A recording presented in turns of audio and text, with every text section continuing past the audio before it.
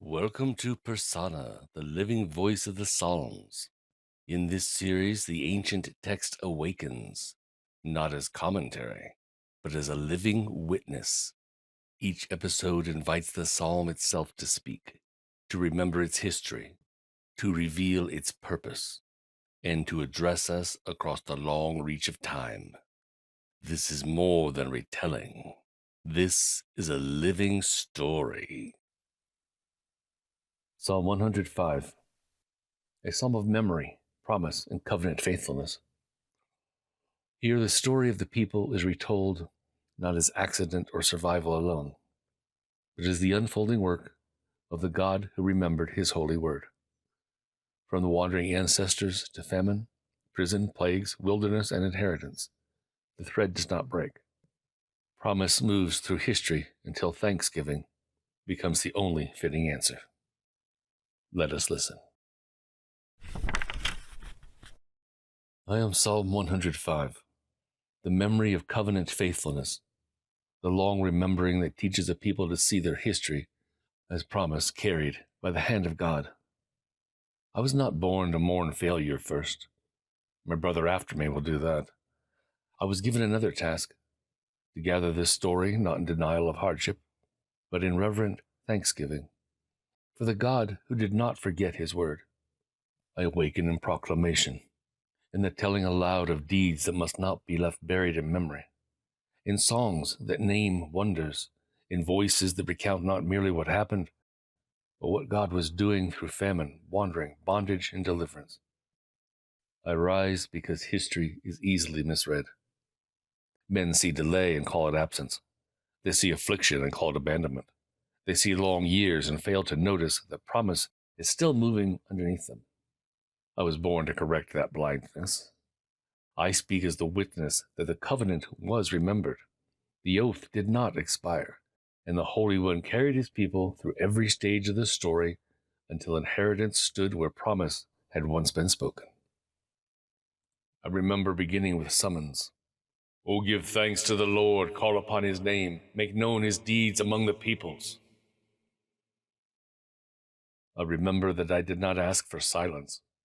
I was not written to let memory remain private, softly treasured but never proclaimed. No, I was given to turn history into testimony. Sing, I said, tell, glory in his holy name, seek his presence continually. I remember how essential that was, because a people who cease remembering rightly soon cease trusting rightly. Then I remember the covenant. I remember Abraham, Isaac, Jacob. I remember the oath, the sworn promise, the word established for 1,000 generations. I remember the land spoken before it was possessed. I remember inheritance named when the people were still few in number, wandering from nation to nation, strangers beneath the roofs of others. I remember how fragile they seemed, but I remember also how guarded they were. He allowed no one to oppress them. He rebuked kings on their account. "Touch not my anointed ones. Do my prophets no harm." I remember the hidden dignity of the wandering people, small in the eyes of nations, yet carried by promise.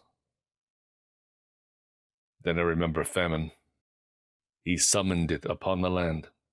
He broke the whole staff of bread. I remember how stark that sounded, for I was not written to pretend that every hard thing arrived outside his providence. Then I remember Joseph, a man sent ahead, sold as a slave, feet hurt with fetters, neck put in a collar of iron.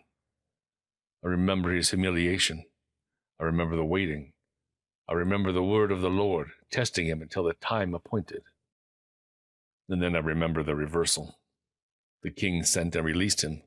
The ruler of peoples set him free. He made him lord of his house, ruler over all his possessions, to bind princes at his pleasure and to teach elders wisdom.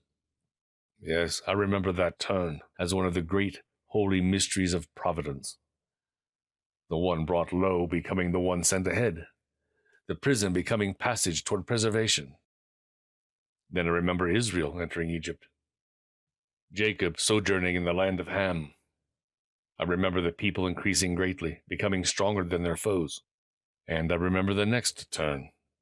Hearts changed against them, the growing hostility, the servants of Pharaoh dealing shrewdly with those whom God had multiplied. I remember Moses. I remember Aaron. I remember signs and wonders in the land of Egypt. I remember darkness sent, waters turned to blood, frogs overflowing, swarms, gnats, hail, lightning, vines struck down, locusts devouring, firstborn falling. I remember that the gods of Egypt could not shield its land from judgments of the true Lord.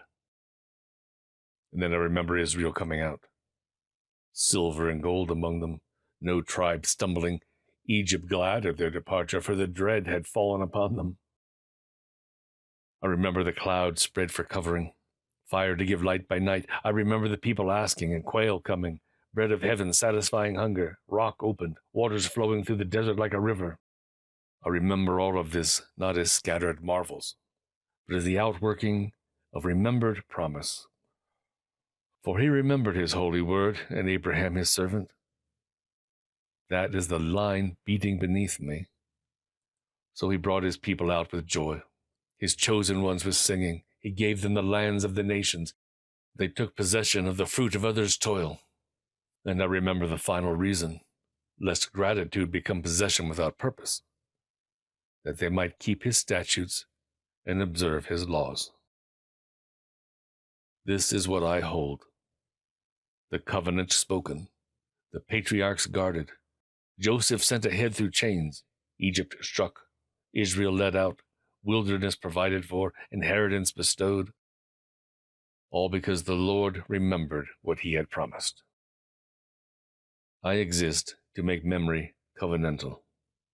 I was given so that the people of God would not look back upon their history and see only events. My purpose is to reveal providence, to show that famine, prison, wandering, oppression, plagues, exodus, and inheritance were not disconnected scenes, but chapters carried along by the faithfulness of God. I endure because history is easily flattened. Some reduce it to circumstance. Some retell it as human survival only. Some remember outcomes, but forget the promise beneath them. Some focus on hardship and miss the word that endured through it. I was written against such amnesia. I remain to say that God remembered his covenant even when the people were few, even when they wandered, even when Joseph was chained, even when Egypt oppressed, even when the desert stretched long. I endure also to teach that divine faithfulness does not mean the absence of ordeal.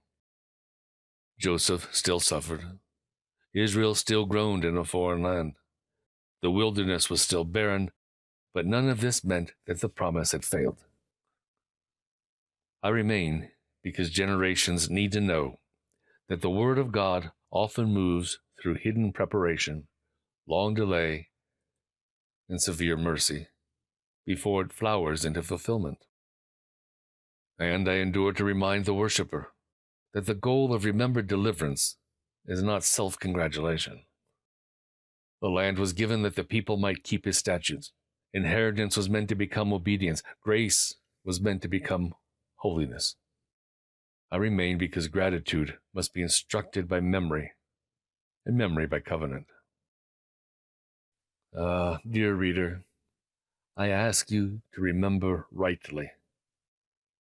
Do not look back upon the story of God and see only survival, coincidence, politics, migration, fortune, or reversal. Look deeper. There is promise moving beneath the surface. When the years seem long, when the people are few, when the road winds through strange lands, when prison or famine or delay appears to silence hope, remember Joseph. Remember Abraham. Remember the wilderness. Remember that the word of the Lord does not lose its way because the path is hard. And do not keep these memories buried in private gratitude. Make known his deeds. Tell of his wondrous works. Sing of the God who remembered what he spoke. But hear me also. Do not remember deliverance only to enjoy the inheritance while forgetting the giver. The land was given that his people might walk in his ways. Mercy was meant to produce obedience. The promise fulfilled was meant to become covenant faithfulness in return. So let history humble you. Let memory instruct you. Let providence steady you when your own season seems unfinished. For the God who carried his people then has not ceased to be the keeper of his word. I am Psalm 105, the memory of covenant faithfulness, the sacred retelling of promise through time, the living witness that the Lord remembers. The word does not fail, and history itself can become thanksgiving. Thank you for joining us on Persona, the living voice of the Psalms. We hope you felt the spirit of this text and the heartbeat of its story. Join us again as we listen for another timeless voice.